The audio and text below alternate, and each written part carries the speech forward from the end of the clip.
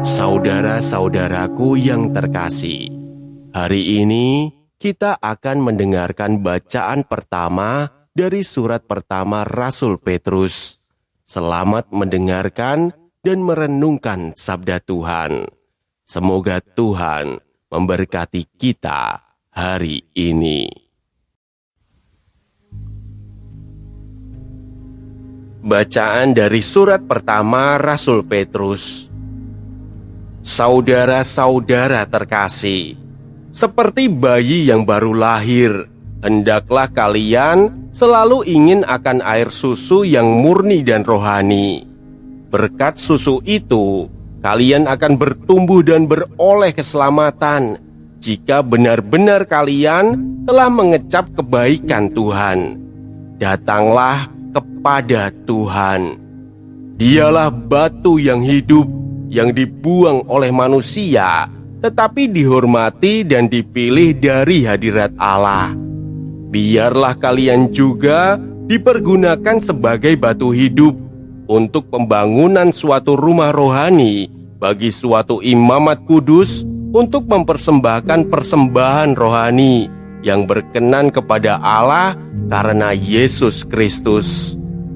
Kalianlah bangsa yang terpilih, kaum imam yang rajani, bangsa yang kudus, umat kepunyaan Allah sendiri.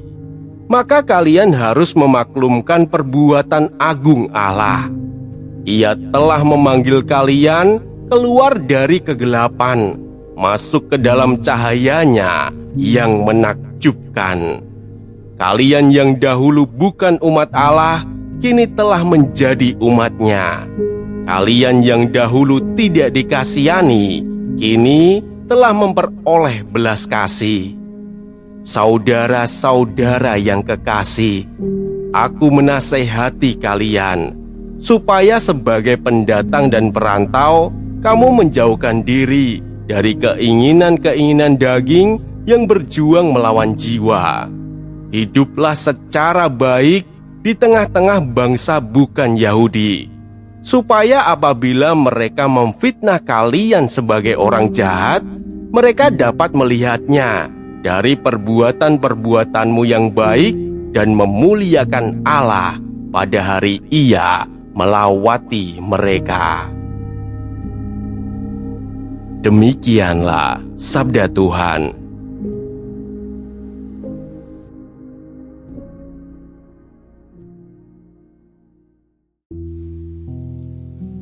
Saudara-saudaraku yang terkasih, dalam bagian ini, Petrus mengingatkan umat bahwa mereka adalah bangsa yang terpilih, imamat yang rajani, dan umat kepunyaan Allah sendiri.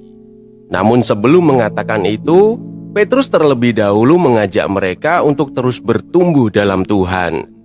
Ia memakai gambaran seorang bayi yang merindukan susu murni untuk menggambarkan hati yang terus mencari dan membutuhkan Tuhan. Peristiwa ini sangat dekat dengan hidup kita. Karena seringkali kita berusaha terlihat kuat di depan banyak orang, padahal di dalam hati kita juga membutuhkan tempat untuk dikuatkan.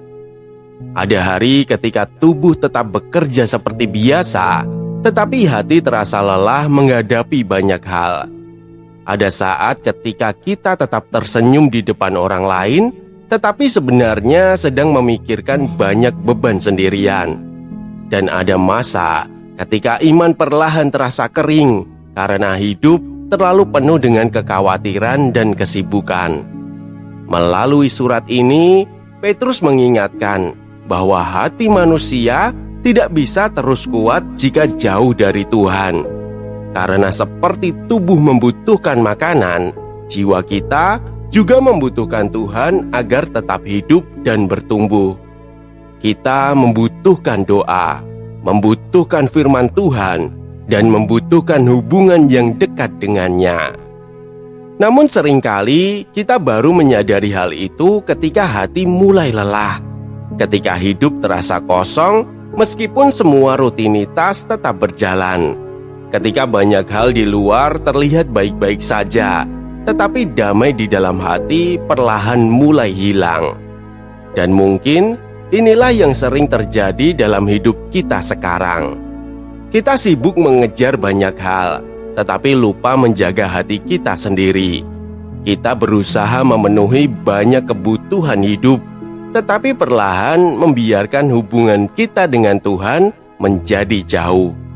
Padahal melalui sabda hari ini, Tuhan mengingatkan bahwa kita bukan orang yang berjalan tanpa arah. Kita adalah umat yang dipanggil untuk hidup dekat dengannya.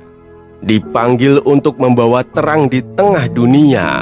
Dipanggil untuk menghadirkan kebaikan lewat hidup kita sehari-hari, lewat sikap, perhatian, dan cara kita memperlakukan orang lain. Karena iman tidak hanya terlihat saat kita berdoa saja. Iman juga terlihat dari cara kita tetap jujur ketika bisa saja memilih jalan yang salah. Dari cara kita tetap berbuat baik meskipun tidak selalu dihargai. Dan dari cara kita tetap menjaga hati agar tidak menjadi dingin terhadap sesama. Karena Tuhan tidak memanggil kita hanya untuk percaya kepadanya. Ia juga memanggil kita untuk menghadirkan kasih, damai, dan kebaikannya melalui hidup yang kita jalani setiap hari. Dan mungkin tanpa kita sadari, melalui perhatian sederhana, kesabaran, dan kebaikan kecil yang kita lakukan, ada hati lain yang sedang dikuatkan oleh Tuhan lewat hidup kita.